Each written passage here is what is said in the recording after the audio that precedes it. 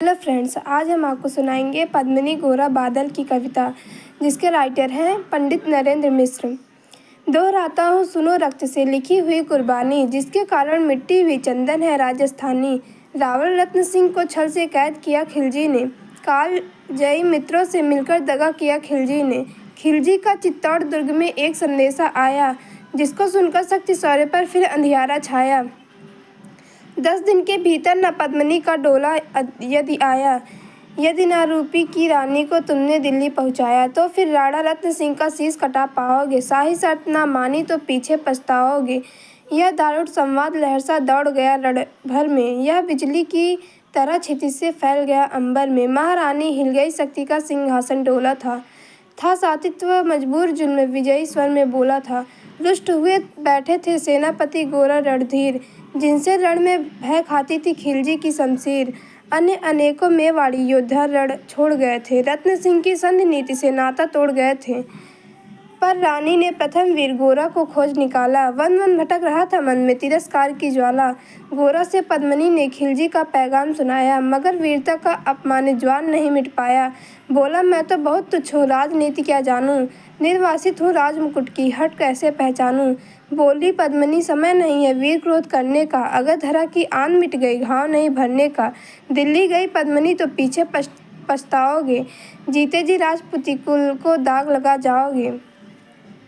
राणा ने जो कहा किया वो माफ़ करो सेनानी, यह कर कर गोरा के कदमों पर झुकी पद्मिनी रानी। यह क्या करती हो गोरा पीछे हट बोला, और राजपूती गरिमा का फिर धड़धक उठा था शोला। महारानी हो तुम, सिसोदिया कुल की जगदम्बा हो, प्राण प्रतिष्ठा एक लिंग की ज्योति अग्निगंधा हो। जब तक गोरा के कंधे पर दूजा शीश रहेगा, महाकाल से भी राणा का मस्तक नहीं कटेगा। तुम निश्चिंत रहो, महलों में देखो समर भवानी, और खिलजी देखेगा केसरिये तलवारों का पानी। राणा के सकुशल आने तक गोरा नहीं मरेगा, एक पहर तक सर कटने पर धड़ युद्ध करेगा। एक लिंग की शपथ महाराणा वापस आएंगे, महाप्रलय के घोर प्रभंजन भी न रोक पाएंगे।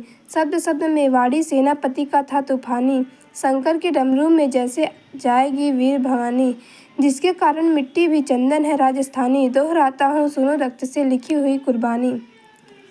खिलजी मचला था पानी में आग लगा देने को, पर पानी प्यास बैठा था ज्वाला पी लेने को।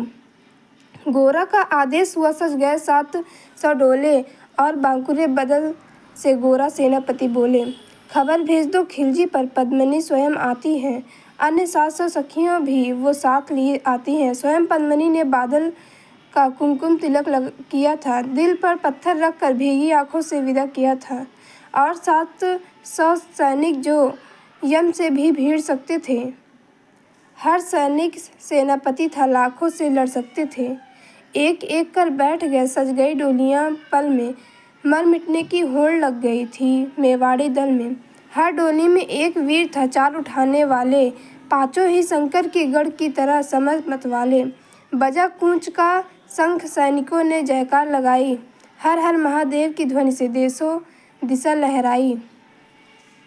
गोरा बादल के अंतस में जगी ज्योत की रेखा, मातृभूमि चित्तौड़ दुर्ग को फिर जी भर कर देखा। कर अंतिम प्रणाम चढ़े घोड़े पर सुभट अभिमानी, देशभक्ति की निकल पड़े लिखने वो अमर कहानी, जिसके कारण मिट्टी भी चंदन है राजस्थानी। दोहराता हूँ सुनो रक्त से लिखी हुई कुर्बानी। जा पहुँची डोलियाँ एक दिन खिलजी के सरहद में, उधर दूत भी जा पहुँचे खिलजी के रंग महल में। बोला शहंशाह, पद्मिनी मल्लिका बनने आई हैं, रानी अपने साथ हुस्न की कन्या भी लाई हैं। एक मगर फरियादी उसकी फ़कत पूरी करवा दो, राणा रत्न सिंह से एक बार मिलवा दो। खिलजी उछल पड़ा, कह फौरन यह हुक्म दिया था, बड़े शौक से मिलने का शाही फरमान दिया था। वह शाही फरमान दूत ने गोरा तक पहुँचाया। गोरा झूम उठे, उस क्षण बादल को पास बुलाया। बोले, बेटा वक्त आ गया अब कट मरने का, मातृभूमि मेवाड़ धरा का दूध सफल करने का। यह लाहौर पद्मिनी भेष में बंदी गृह जाएगा, केवल 10 डोलियां लेकर लिए गोरा पीछे धाएगा। यह बंधन काटेगा, हम राणा को मुक्त करेंगे, घुड़सवार कुछ उधर आड़ में ही तैयार रहेंगे। जैसे ही राणा आए वो सब आंधी बन जाए और उन्हें चित्तौड़ दुर्ग पर वो सकुशल पहुँचाएं। अगर भेद खुल जाए वीर तो पल की देर न करना, और शाही सेना आ पहुँचे तो फिर बढ़कर रण करना। राणा जाए जिधर शत्रु को उधर न बढ़ने देना, और एक यमन को भी उस पथ पाँव न धरने देना। मेरे लाल लाडले बादल आन न जाने पाए, तिल तिल कट मरना मेवाड़ी मान न जाने पाए। ऐसा ही होगा काका, राजपूती अमर रहेगी, बादल की मिट्टी में भी गौरव की गंध रहेगी। तो फिर आ बेटा बादल, सीने से तुझे लगा लूँ, हो न सके शायद अब मिलन, अंतिम लाड़ लड़ा लूँ। यह कह बाहों में भर कर बादल को गले लगाया। धरती काँप गई, अंबर का अंतस मन भर आया। सावधान कह पुनः पथ पर बढ़े गोरा सेनानी, पोंछ लिया झट से मुड़कर बूढ़ी आंखों का पानी, जिसके कारण मिट्टी भी चंदन है राजस्थानी। दोहराता हूँ सुनो रक्त से लिखी हुई कुर्बानी। गोरा की चातुरी चली, राणा के बंधन काटे, छांट छांट कर शाही पहरेदारों के सर काटे। लिपट गए गोरा से राणा, गलती पर पछताए, सेनापति की नमक हलाली देख नयन भर आए। पर खिलजी का सेनापति पहले से ही शंकित था, वह मेवाड़ी चट्टानी वीरों से आतंकित था। जब उसने लिया समझ पद्मिनी नहीं आई है, मेवाड़ी सेना खिलजी की मौत साथ लाई है। पहले से तैयार सैन्य दल को उसने ललकारा, निकल पड़ा टिड्डी दल, दड़ का बजने लगा नगाड़ा। दृष्टि फिरी गोरा की मानी, राणा को समझाया, रण मतवाले को रोका जबरन, चित्तौड़ पठाया।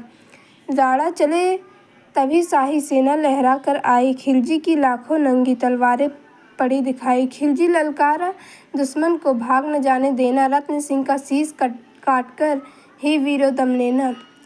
टूट पड़ो मेवाड़ी शेरों, बादल सिंह ललकारा, हर हर महादेव का गर्जना भेदी जयकारा।